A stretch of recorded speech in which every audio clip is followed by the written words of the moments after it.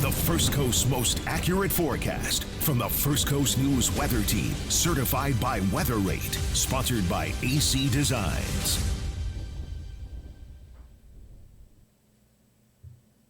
Well, good morning, everyone. We're starting a robust Facebook Live, First Coast News Plus, et cetera, stream here with a risk of thunderstorms as we go through our afternoon.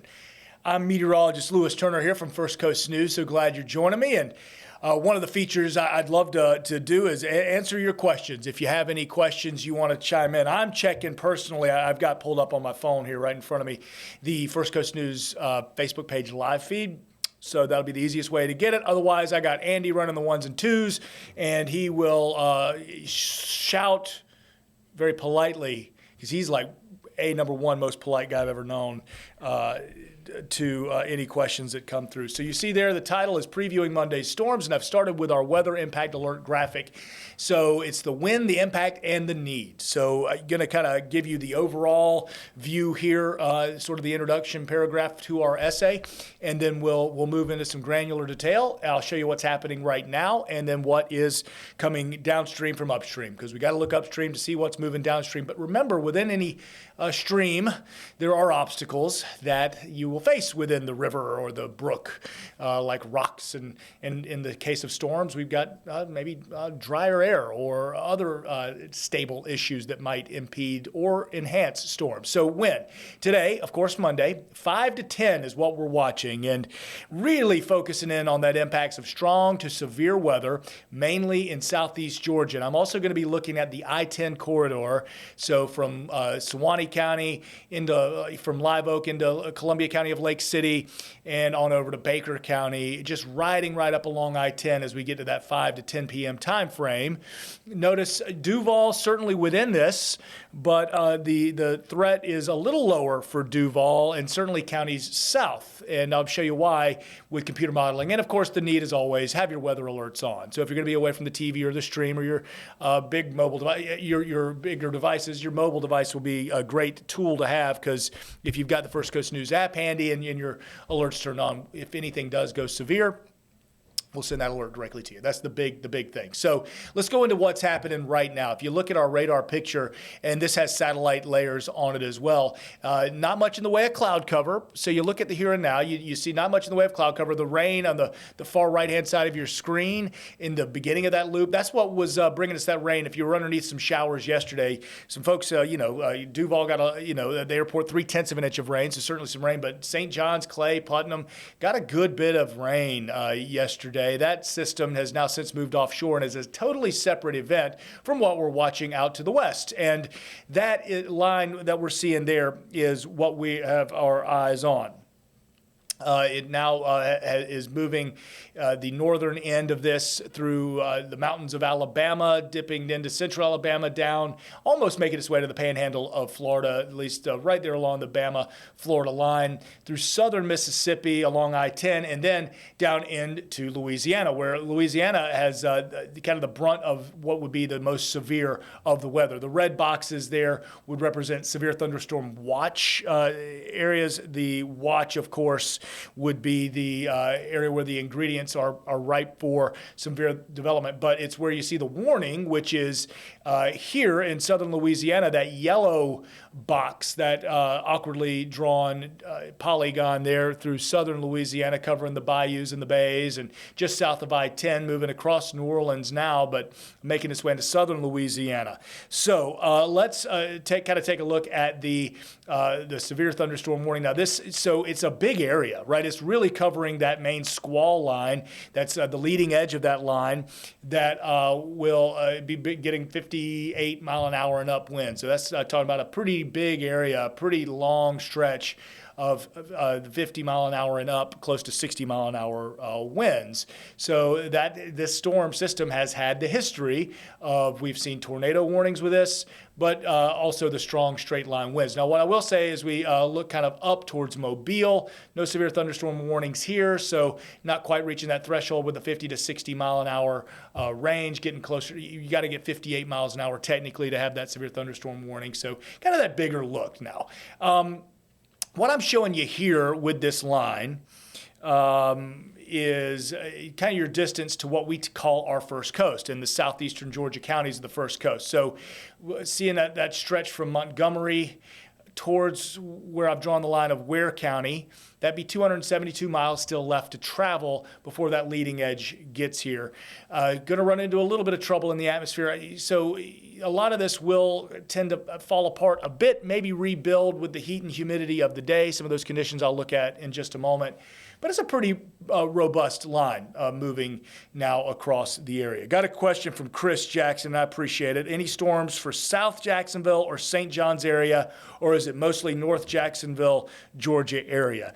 I would say, given the choice of those two, I'm going to say mostly a South Georgia, North Jacks type of situation. And that line of I-10 that you see there on the map, that east-west running interstate, of course, that's going to be kind of my line. North of that, I think, is where the worst of the weather will be, the greater chance of seeing severe thunderstorms, maybe even an isolated tornado. And then points south of I-10, the lower chance. But we'll kind of time that out for you in just a moment. I also drew a distance line to Duval, of course. So we're talking about another 324 miles that this is going to have to travel in order to get that weather here for us. All right, so let's talk other current conditions. So you got to have the heat, you got to have humidity, you got to have instability in the atmosphere meeting that trigger mechanism of the front coming through. Right now we are in the mid 70s, and we're forecasting high temperatures today before the line arrives in Jacksonville of the mid and upper 80s.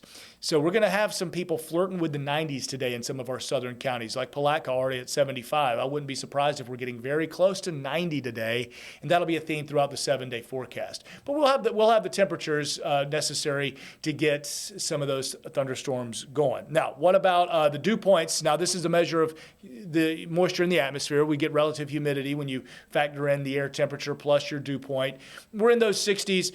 And that's kind of a bit humid. That's not the tropical. Now, if you're getting up greater than the 70 degree or up and over 65 degrees where we're seeing in Jacksonville, Waycross, and then you're getting 65 to 70. You are getting up there towards humid and tropical. I'm looking at you, St. Simons and Brunswick, and then out towards Waycross where we anticipate seeing some of the strongest of the storms. Need a good low-level wind, so you get those southwest winds building in.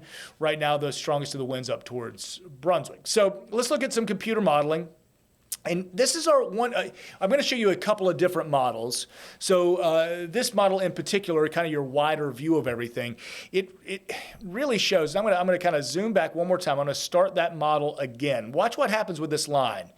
Really showing it falling apart as we get towards that 5 to 10 o'clock time frame. And that's why I answered Chris's question with, is this going to be a St. Johns County, Southern Duval type event?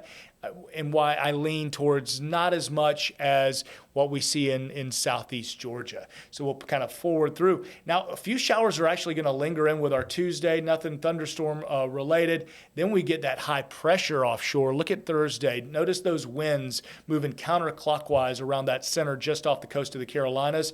Man, is that going to pump in some southerly winds, some tropical air, and we might start talking about sea breeze thunderstorms on the heat and the humidity of the day. So let's look at what the Storm Prediction Center is painting for us right now, considering that one computer model run, considering what's moving out of Montgomery right now. So this is your overall risk of severe thunderstorms. So we're talking about an enhanced risk.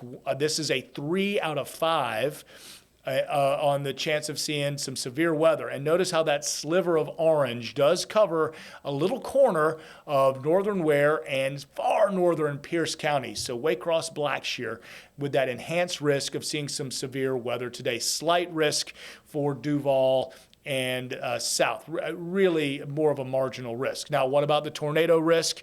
That we can kind of get granular with this and talk about the individual risk of severe threat. So 5% risk of seeing a tornado through the inland southeast Georgia counties and along the I-10 corridor. Now you're getting down to less than 2% chance of that for Duval, Clay, parts of St. John's, and Putnam County. What about your wind risk? So for severe weather winds, you got to have 58 miles an hour and up. That's where you get the damage, you get things tossed about and other issues. So that red, that 30% chance of seeing the severe winds does include that portion of Ware and Pierce County. You get down to that 15% severe wind risk for the rest of inland southeast Georgia, the I-10 corridor out towards Baker, Columbia, Sewanee County, Duval now in that 5% chance of getting those winds. Hail risk, 5% and below for most of the entire area. If anything, we'd see some potentially pea-size or smaller hail with all of this. So let's talk more fine-tuned timing. So this is your high-resolution model here. This is updating frequently, high resolution, rapid refresh. So we call it the HER model, and it's showing that time frame we've been kind of honing in on, that 5 to 10 o'clock leading edge of those showers and storms. You see those individual embedded, almost finger-shaped cells would indicate heavy downpours, strong winds, that severe wind potential, and even the potential for some rotation, which would mean an isolated tornado. This is still looking at Duval. You see this line would still be far west of you. So even after dinner time or around dinner time, Duval, St. John's, Clay, Putnam, Baker County, even Nassau, still east of the system, but that line is moving in. Kind of fast forwarding to about 8 o'clock, some of those showers have now moved east of Ware and Pierce, moved into Nassau, Camden, Glenn counties, Charlton County, and even west side of Duval and on the I-10 corridor, thinking Columbia County, as you can see, Baker County, Union, and Bradford as well. Going ahead a couple of hours to about 9 o'clock, some rain moving in, more rain than severe, but don't be surprised if in Duval about this time frame we are hearing some rumbles of thunder. Now the benefit of this timing is this would be after sunset. We're losing the daytime heating. We're losing a lot of that convective potential. By 10, 11 o'clock, that's all moved out. This was the first model I showed you, but a closer look at it where things tend to fall apart. So this is a second look, and why I'm not overly confident in Duval getting any sort of widespread damage here from this system. This model showing a little weaker system by 5:30, 6 o'clock. Notice that line not quite to Ware, Pierce County, moving across quickly, then leaving just a few stray showers overnight into the early morning time of Tuesday. So nonetheless, while I do think, and then I did mention the sea breeze, showers and storms. Look at Wednesday. Now with the heat, the humidity, we're starting to see temperature differentials and pressure differentials between the ocean and the land. That could create a little sea breeze collision between the Gulf, the Atlantic, and we're getting into that time of year. So things that we'll think about looking ahead Wednesday, Thursday as our temperatures really do begin to climb. So hour by hour, focusing in on that 5 to 10 p.m. time frame with the potential of thunderstorms, essentially really honing in on inland southeast Georgia. So let's go county by county. Ware, Brantley, Pierce, 5 to 11, strong winds, isolated severe, have your apps handy. That's where we could get the most damaging. Going to kind of in priority. So number 1, thinking about Ware and Pierce. 2, Glenn, Camden, Charlton, and Nassau County, really focusing on the inland side, the west of I-95 area with gusty winds, 50 miles an hour and up possible there. Having the apps ready, but also secure an outdoor property. Also focused on the I-10 area, Columbia, Baker, Union, and Bradford.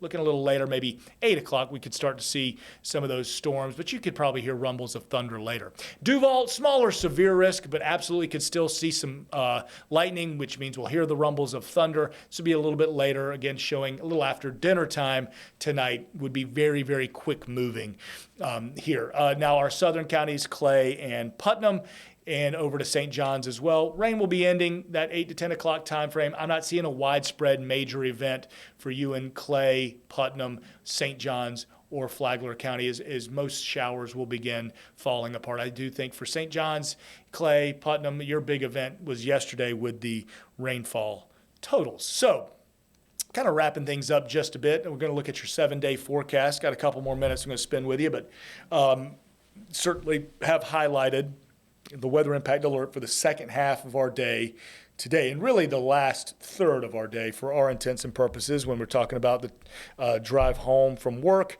especially Ware, Pierce, Charlton County, maybe Western Glen as well, Brantley County in inland southeast Georgia. We got that highlighted for you. Now, I want to say if you're watching the stream in Duval, you're going to go through most of your day today, plenty of sun, clouds mixture with those temperatures rising up to the mid and upper 80s. So we're going to be very, very warm throughout the rest of our day today. And notice also, we're highlighting weather impact alert because of the inconvenient nature, how outdoor plans could have to be changed, or how there could be some severe weather that pops up in isolated pockets in some of the area, but it's still just 40% of us who are going to be seeing any real rainfall, any measurable tenth of an inch or more of rain. That's not overly significant, but certainly when we add the extra element of the potential for severe and what we've been seeing happening in Louisiana, in Alabama, and points west, you got to consider that.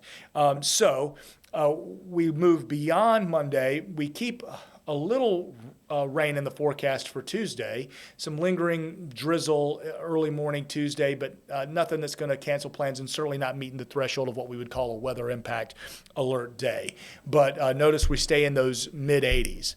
And then kind of getting back into the remainder of our 7-day forecast, look how close we are to 90. Now, we're sticking to that 87 to 89 range throughout the rest of that 7-day forecast, and this may even be a bigger story. Certainly the storms today, a story, and story A number one, but as we get closer and closer to the weekend, we're going to have plenty of measuring sites out there and plenty of thermometers around the region that are going to be registering 90 degrees. And with that heat and certainly humidity that'll be coupled with it, you remember sea surface temperatures right now are in the mid and upper 60s. So with that, we can start to get some sea breeze front development and isolated showers and thunderstorms within that each afternoon. That's why we have that 10% chance on there. So be safe today.